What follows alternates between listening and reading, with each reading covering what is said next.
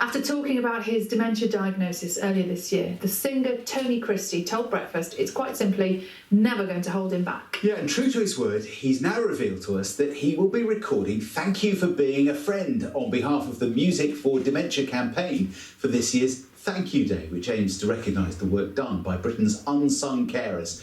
So Tim Moffat has been to meet him and his family. She's my greatest help, so, I'm very fortunate. He's very loved. Tonight, under the perfect sky, Tony Christie has been married to Sue for 55 years. I gaze into outer space, and all I can see But there are new challenges ahead. is your face. Suddenly, about 18 months ago, I was struggling with my crossroad, thinking, what the hell's wrong with me? And I started complaining to my wife, Sue, and she said, let's go and see a specialist. And she said, yeah, you've got the beginning of dementia. How are you since your diagnosis? I'm fine. I'm very proud of the fact that I'm still here working, and I'm not ashamed of what I've got. We're thinking positive. I still meet people, that I've known for donkey's years. The only thing is that I forget their names. It can feel overwhelming for you, for the people around you. Back in January, Tony talked about his diagnosis on the breakfast sofa. I met a lot of people who've got it, and they're worried about it. And I'm not worried about it. The fact that you decided to talk about it publicly, how has that helped, do you think? I've been stopped so many times by different people in the shops or in the streets to thank me for going on TV and saying, not to be afraid of dementia. There's nothing to be ashamed about it. They've actually gone to be tested themselves. Yes. It's time to really cherish the important things in life, like each other, I guess. Is that something you've felt more than ever? Oh yes, it does make you more aware. I don't go anywhere without my wife anymore. We've had some great times, haven't we? Yeah, we've moved around a bit. Yeah. He's always had a sense of humour. He's not lost that, and I don't think he ever will. I think that will always be there. Yeah. It drives me crazy, but he's wonderful. Thank you for being a friend.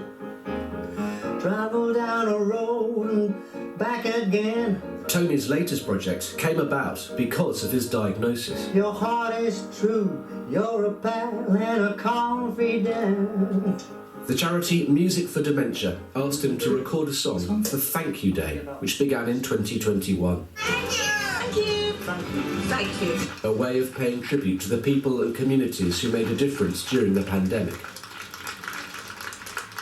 The third annual Thank You Day will be Sunday the 2nd of July, and Tony's recording of this song, Thank You for Being a Friend, will be the official anthem. It'll be finished over the next few weeks and released at the end of May. It was originally a hit for Andrew Gold in 1978. It's a song Tony loves. And that's what I've tried to be all my life, is to make the lyric matter. Says it all, really, doesn't it? Thank you for being a friend. Is this the way to Amarillo? There is, of course, one song for which Tony will always be best known. Dreaming dreams of Amarillo. Is This the Way to Amarillo was first released in 1971. Did you know it was going to be such a massive hit? Yeah, everybody knew it. All the musicians that were playing on it, the choir and everything, they all went, this is a smash. In 2005, it finally reached #1 in the UK. I got this phone call from Peter Kay saying I want to use Amarillo on this comic relief thing I'm doing. And a whole new dance move was born. Yeah, that is a classic song. Is it ever a struggle to stay positive? Not at the moment, no. But there will be a cure, eventually. Well, the specialist that actually did the tests on me said that the fact that I was a singer for a living and music was forever around me, she says music is one of the top therapies for dementia. The perfect moon. All I wanted to do was sing for a living. That's what I felt that's what I was put on the earth to do. And that's what I did. And that's what you're carrying on doing. I will carry on doing it. That is a threat.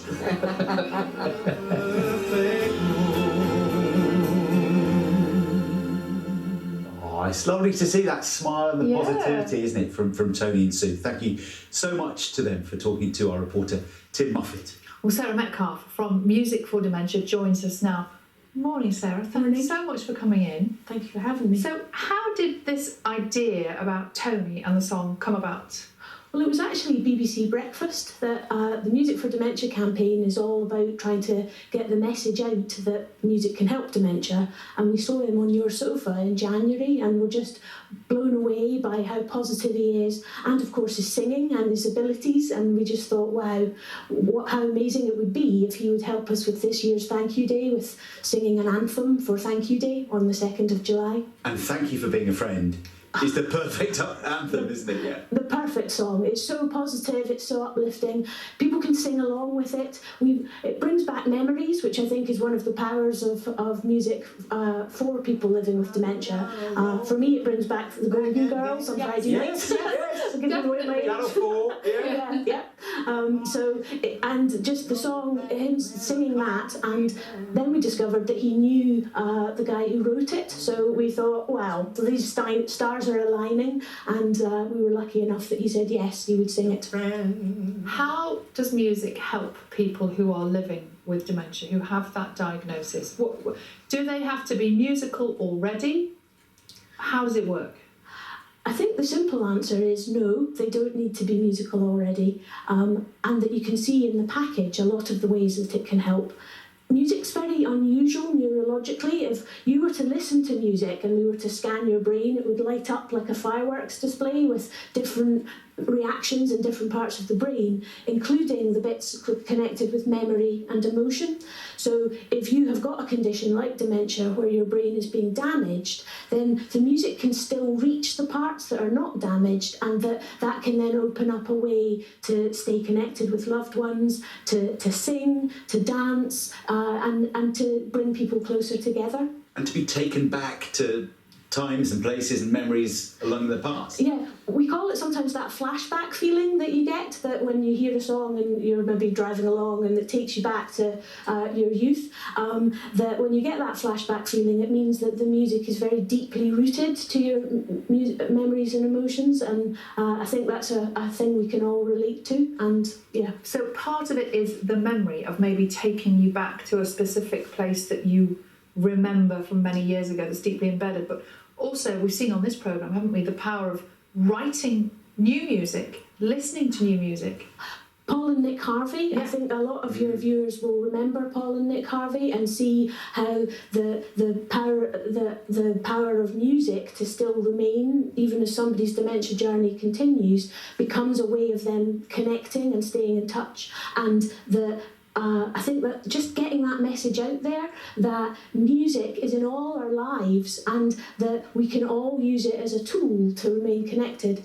Because I think one of the things about dementia is it can be a very isolating condition for the person who has it, but also for the families, friends, neighbours who are with them. And the music is a tool that can be available that can bring people back together again just by making a playlist or singing a song or joining a choir. And that's the sort of activity we're hoping everyone will get involved with on the 2nd of July for Thank You Day. So how will that work?